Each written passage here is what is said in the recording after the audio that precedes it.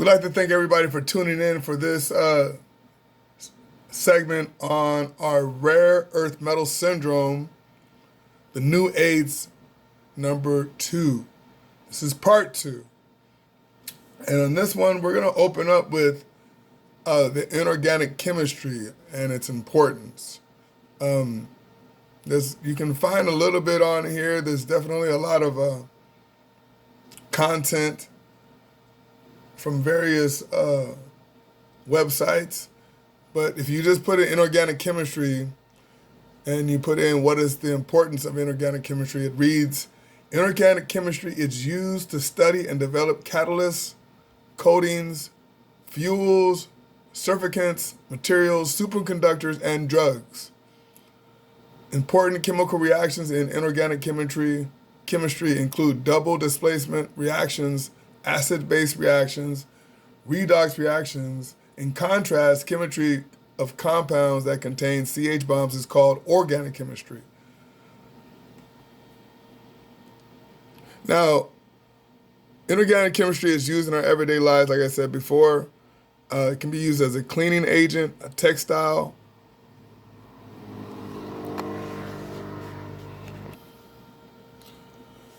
Inorganic chemistry can be used as a building foundation. As it says here, there's also some inorganic chemistries. We're setting for concrete to a hard mass. Works in solutions of a powdered calcium sulfate with water.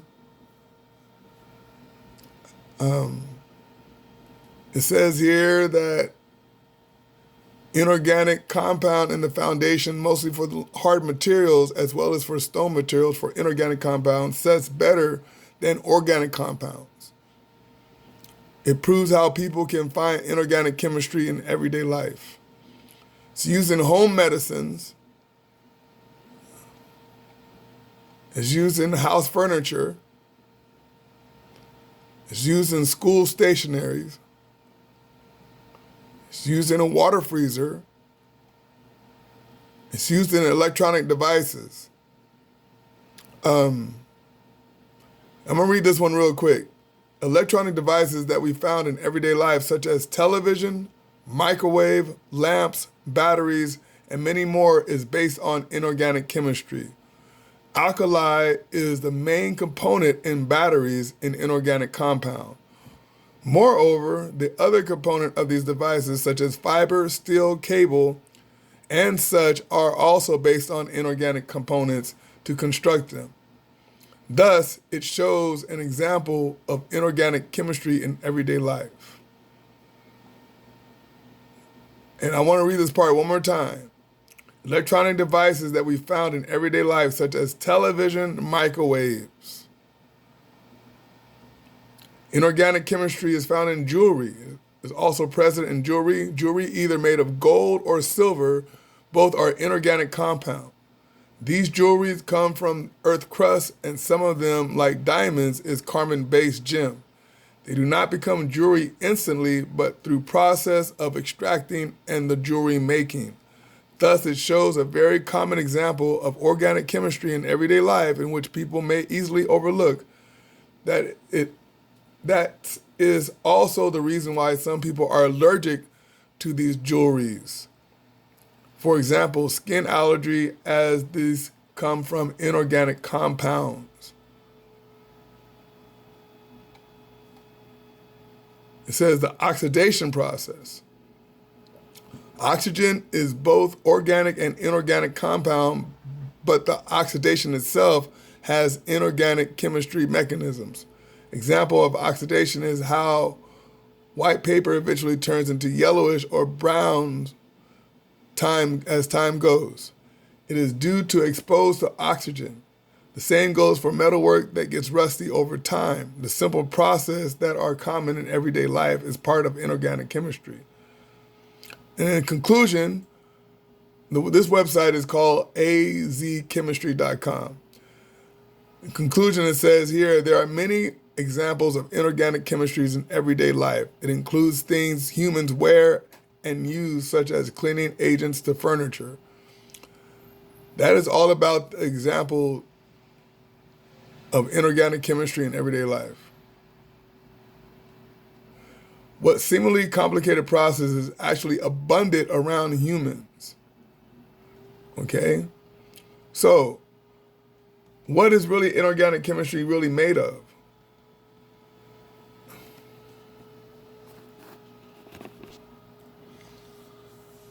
Okay, we go back to Wikipedia for this one, the free encyclopedia. As we see, we already read the definition off yesterday about inorganic chemistry, right?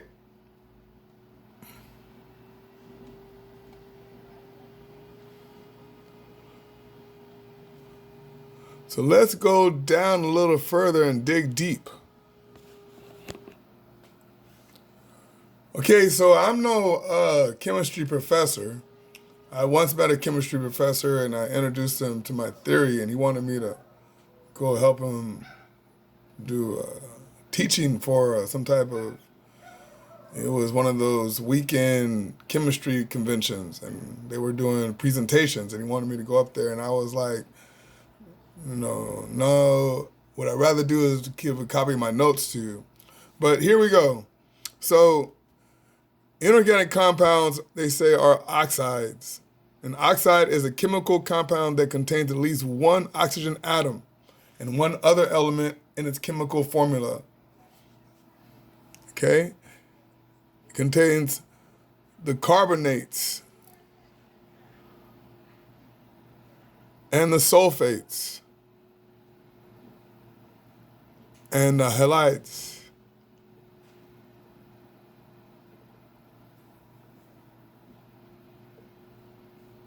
It says inorganic salts typically are poor conductors.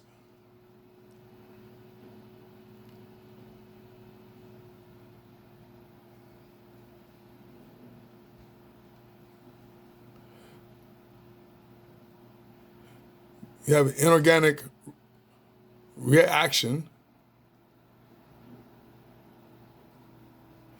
In this one, it says inorganic chemistry deals with synthesis and behavior of inorganic and organic metallic compounds. This field covers chemical compounds that are not carbon-based, which are the subjects of organic chemistry. The distinction between the two disciplines is far from absolute.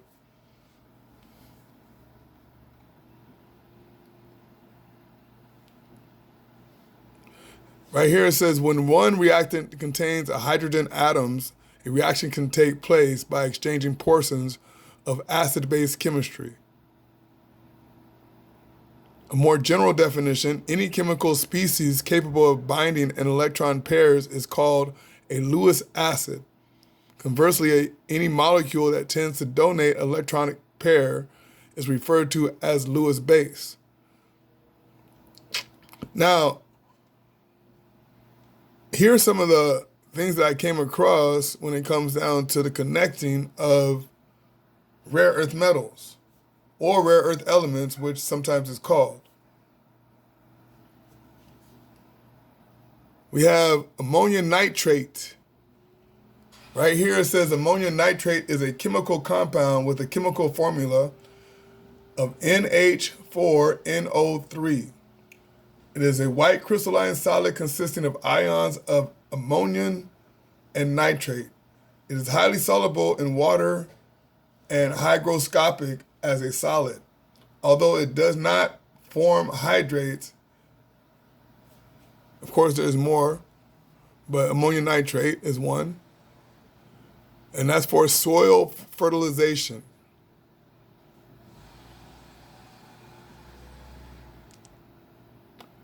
You have titanium chloride.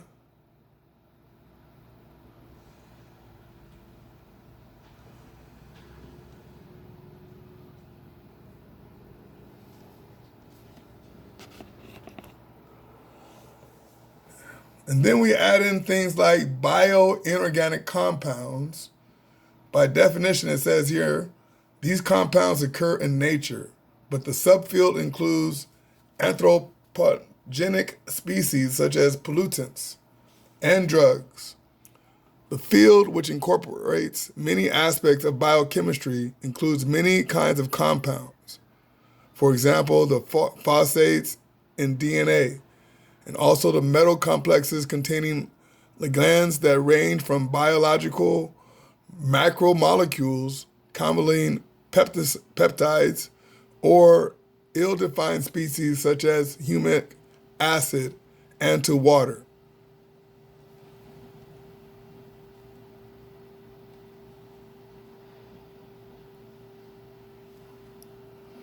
Now, I brought this one up because this is part of the rare earth element, rare earth metal segment, of which we're going to be going into. Gadolinium is a chemical element with the symbol capital GD and the atomic number 64. It is a silvery white metal when oxidation is removed. It is only slightly malleable and is a ductile rare earth element. Gadolinium reacts with atmospheric oxygen or moisture slowly to form black coating.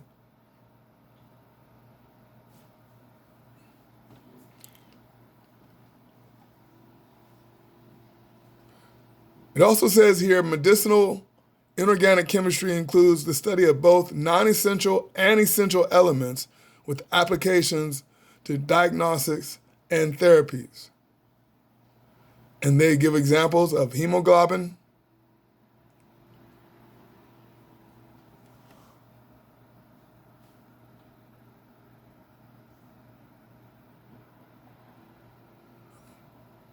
methanol mercury,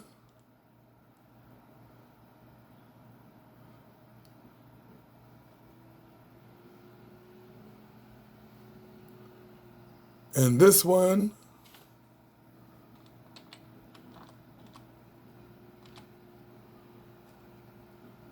is titled carbox peptidase. That one's a hard one to say for sure.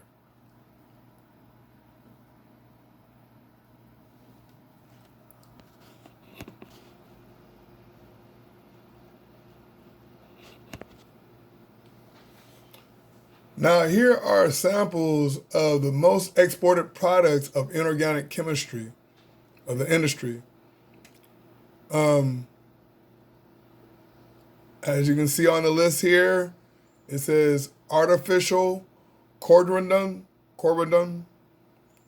hydrogen, rare gases, and other nonmetals, radioactive chemical elements, carbonates, ammonia, colloidal precious metals, inorganic acids and oxygen compounds of nonmetals, sodium hydroxide,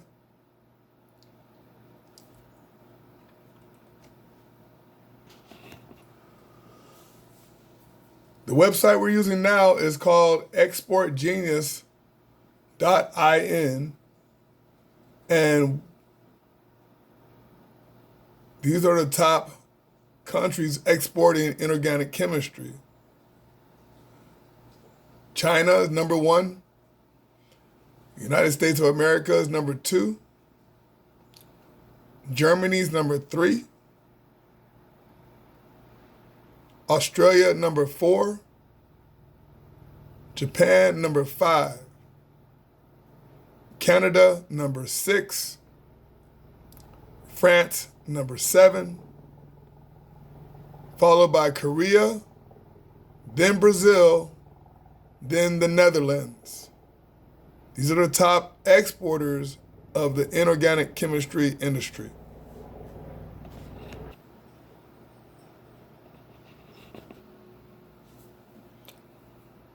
On this website, it says Asia is the biggest region of inorganic chemical exports. As we move down further,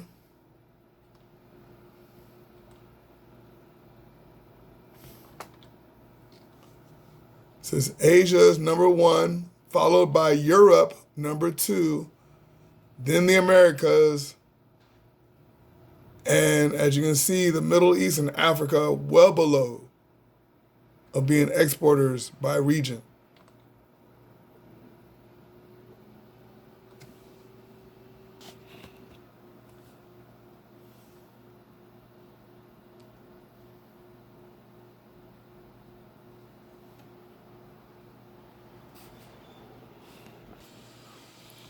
Okay, real quick before we move on, I want to speak on the characterization of inorganic chemistry.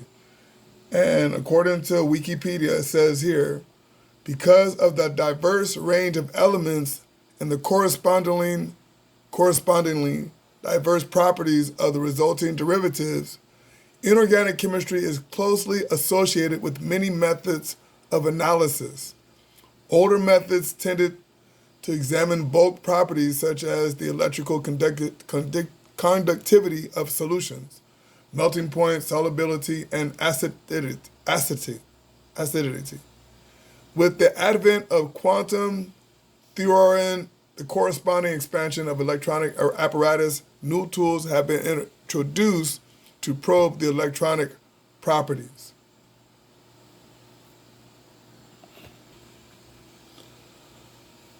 So now we take a look at rare earth metals or rare earth elements.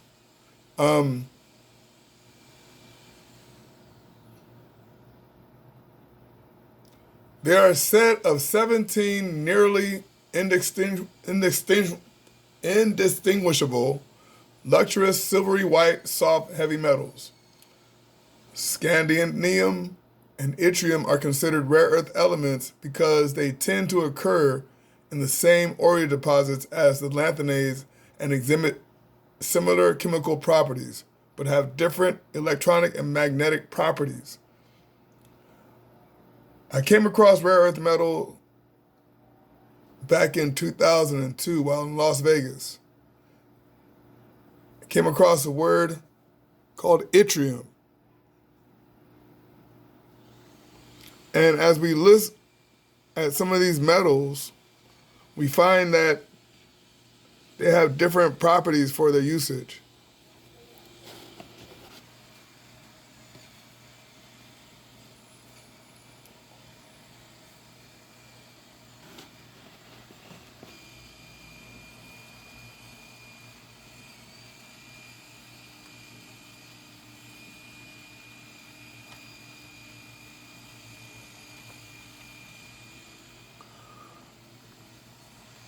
Okay, yttrium has what I call, some serious applications that we use it for. It is the red component of color television, cathode ray tubes is typically emitted from Atria or yttrium oxide sulfide.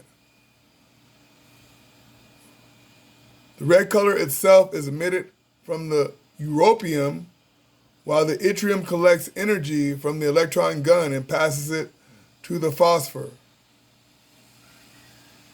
Yttrium compounds can serve as host lattices for doping with different lanthanide cations.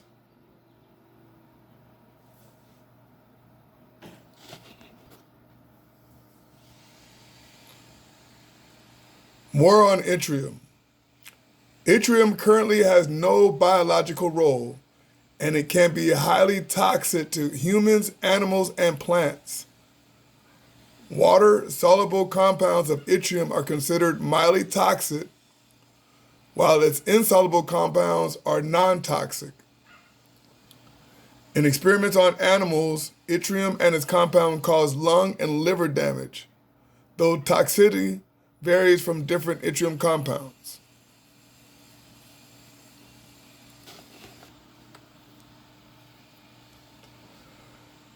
Now, everything you're reading here is what I read back in 2002.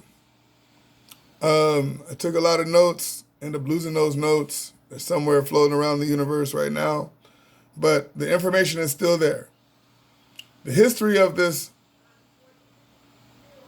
yttrium element goes all the way back to the late 18th century.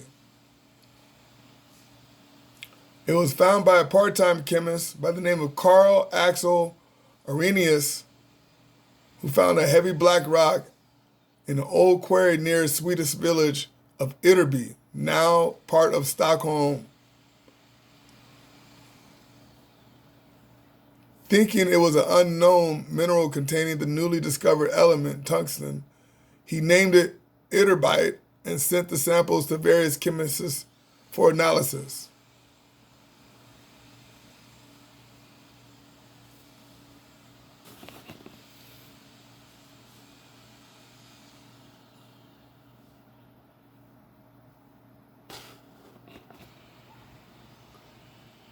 Here's another rare earth metal, Scandium.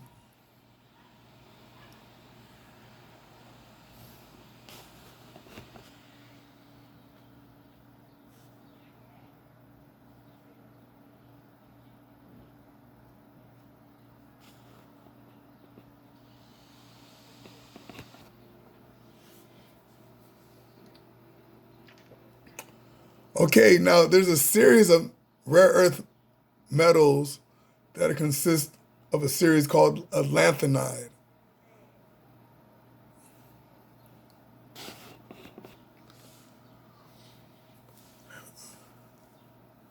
Now, real quick, it says here, according to Wikipedia, together with the two elements at the top of the group 3, Scandium and Yttrium, the trivial name rare earth is sometimes used to describe all the lanthanides. A definition of rare earths, including the group 3, lanthanide, and actinidial elements, is also occasionally seen. The earth in the name rare earth arises from the minerals from which they were isolated.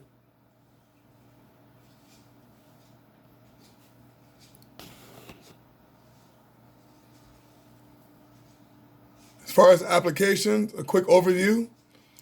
Lanthanide elements and their compounds have many uses, but the quantities consumed are relatively small in comparison to other elements. About 15,000 tons per year of lanthanides are consumed as catalysts in the production of glasses.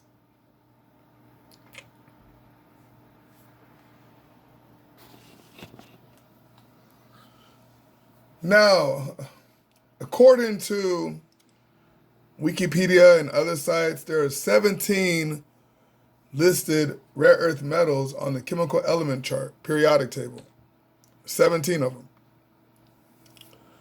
However, if you speak to a chemistry professor, professional, student, I spoke to one and they said there's way more than 17, but you can't list them all on the periodic table. He said there's like over 100. But like I said, it's one of those things where you have to kind of go deep, really deep into the topic, subject matter of rare earth metals. But there's 17 solid ones. They're intense in the sense of, like I said, they're used for catalytic converters, in aircraft engines. They're used in computer hard drives, cell phones. They're used in portable X-rays machines. These rare earth metals are used for nuclear batteries. They can be high-powered magnets. Rare earth metals such as europium can be used in TV and computer displays, lasers, optical electronics. There's some rare earth metals that are used for cancer therapy or MRI contrast agent. You have some rare earth metals that can be used as solid state electronics, sonar systems, nuclear reactor rods, can use as superconductors, LED light bulbs, chemical processing. So they have a mass number of uses in our livelihood today. Now, if rare earth metals is in our life on a regular basis, and this is what we come across without us even knowing it, why is it that a lot of people don't know this as a fact, not as something of a conspiracy? Could it be a conspiracy that they don't want you to know about these elements unless you actually come to the side of divulging all these different type of products that carry the highly radioactive methods of producing our products in our foods? These are the things we have to question now in regards of today's method of health treatment. I'm going to leave this episode for part 2 on inorganic chemistry and rare earth metals, aka rare earth elements, with this, is that my philosophy, my theory, is that due to the overexposure of rare earth metals and elements from what we have today is what's causing our mayhem within our central nervous system. And we're going to go forward, and the next time we come back, we're going to go a little bit deeper and talk and try to connect the dots on why this exists. So now you have the central nervous system, our own human anatomy, and within the last over 200 years, with these products coming into our lives, is how we got our technology today. So think about this. Come back for part 3. And we hope that you actually check out some of our music. It's available. It's on Spotify. You can look up 2B1 Energy. I do have also a book. I'm author of Pedicab Hearsay, as well as I am the game creator and developer of None is Perfect Billiards and other games as well. So be sure to tune in to the Burrito Radio Show YouTube channel. Spread the word. Let them know that the information is coming out and they cannot hide from it any longer. This is 2B1 Energy. Until next time, we say righteous on the oneness of Yahweh. Remember to breathe with quality, for that's where the release is at.